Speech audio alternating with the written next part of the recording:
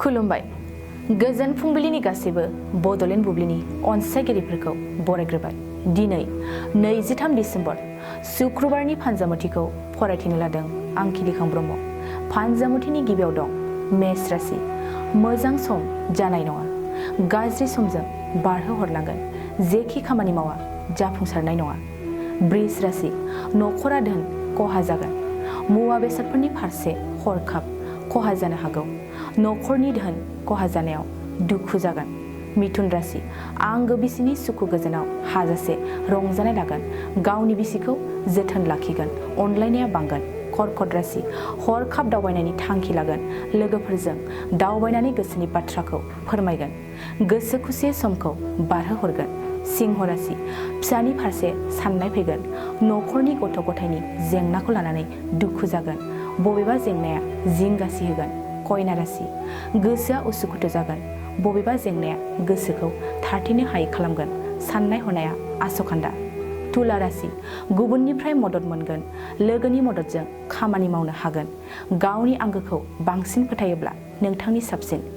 वृश्चिक राशि। फालांगिनि फारसे मोजां नङा। जायखिजाया फालांगि खालामा मानो खहा जागोन। धनु राशि।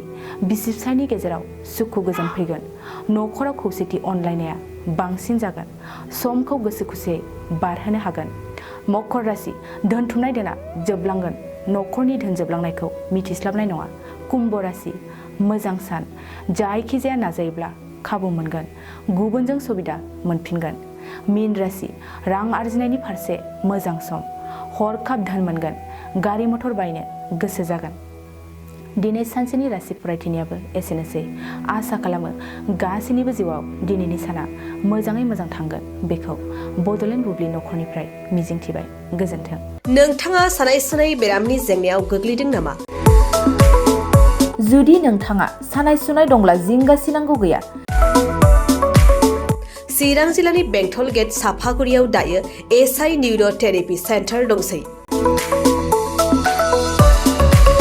बे थेरापि सेन्टाराव नोंथाङा गोरलैयैनो देहानि सानाय सुनायखौ फाहामथाय लानो हागोन।